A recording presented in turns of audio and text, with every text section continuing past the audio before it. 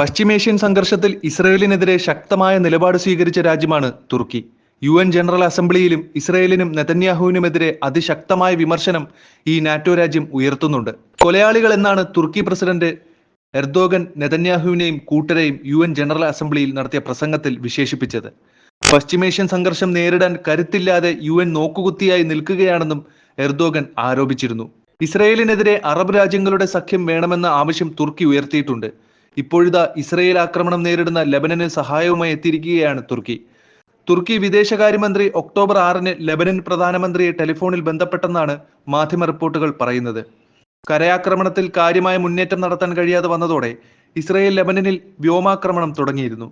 ബെയ്റൂട്ടിലും മറ്റു മേഖലകളിലും ഇസ്രയേൽ കനത്ത ബോംബാക്രമണം തുടരുന്നതിനിടെയാണ് തുർക്കി സഹായഹസ്തം നീട്ടിയിരിക്കുന്നത്.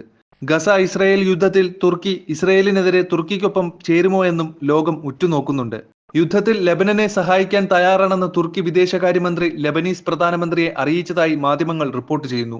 മാനുഷിക സഹായവും ലെബനന് നൽകാൻ തുർക്കി തയ്യാറാണെന്ന് ലെബനനെ അറിയിച്ചെന്നും മാധ്യമ റിപ്പോർട്ടുകളിൽ പറയുന്നു. ഇസ്രയേൽ ആക്രമണം തുടരുന്നതിനിടെ ഇരു രാജ്യങ്ങളും പുതിയ സംഭവ വികാസങ്ങൾ ചർച്ച ചെയ്തെന്നും മാധ്യമങ്ങൾ റിപ്പോർട്ട് ചെയ്യുന്നു. നേരത്തെ തുർക്കി സന്നദ്ധ സംഘടനകൾ ലെബനന് മാനുഷിക സഹായം പ്രഖ്യാപിച്ച് മുന്നോട്ട് വന്നിരുന്നു.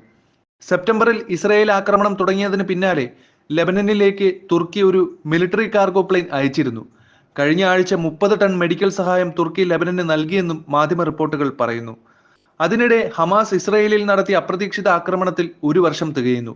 ഇസ്രയേലിന്റെ ഇന്റലിജൻസ് സംവിധാനങ്ങളെയും വ്യോമാക്രമണ പ്രതിരോധ കവചമായ അയൺ ഡോമിനെയും നോക്കുകുത്തിയാക്കിയാണ് ടെൽ അവീവിൽ ഹമാസ് ആക്രമണം നടത്തിയത്. ഓപ്പറേഷൻ അൽ അക്സ ഫ്ലഡ് എന്ന പേരിൽ നടത്തിയ ആക്രമണത്തിൽ ഇസ്രയേലിലേക്ക് ഹമാസ് തൊടുത്തത് 5000-ഓളം റോക്കറ്റുകളാണ്. ആക്രമണത്തിൽ 1200-ലേറെ ഇസ്രായേൽ പൗരന്മാർ കൊല്ലപ്പെട്ടു. 251 പേരെ ഹമാസ് ബന്ദികളാക്കി ഗാസയിലേക്ക് കടത്തി. തൊട്ടടുത്ത ദിവസം തന്നെ സ്വാർഡ്സ് ഓഫ് അയൺ എന്ന പേരിൽ ഇസ്രായേൽ ഗാസയെ ലക്ഷ്യമിട്ട് വ്യോമാക്രമണം തുടങ്ങി. ഹമാസ് ആക്രമണത്തിന്റെ 1 വർഷം പിന്നിടുമ്പോൾ പലസ്തീനിൽ കൊല്ലപ്പെട്ടത് 42,870 പേരാണ്. 16,500 കുട്ടികളാണ് മരിച്ചത്. 97,166 പേർക്ക് പരിക്കുമേറ്റു. വിവിധ ആക്രമണങ്ങളിൽ ഇസ്രയേലിൽ മരിച്ചത് 1139 പേർ, പരിക്കേറ്റത് 8730 പേർക്കും. 1 വർഷം പിന്നിടുമ്പോൾ ഇസ്രയേൽ ഹമാസ് സംഘർഷം പശ്ചിമേഷ്യയെ ആകെ വ്യാപിക്കുന്ന കാഴ്ചയാണ് കാണുന്നത്.